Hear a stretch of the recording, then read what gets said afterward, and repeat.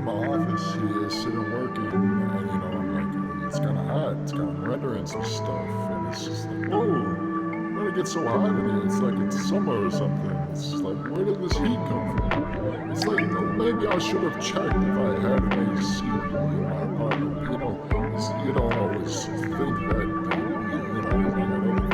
so I was like, what about that man named AC Man?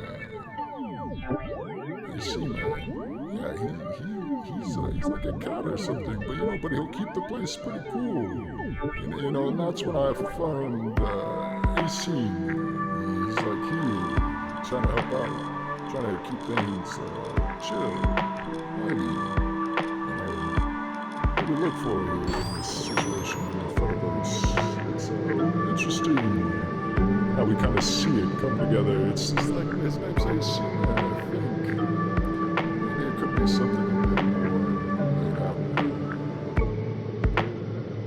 I just know he's been keeping the place pretty cool, pretty chill.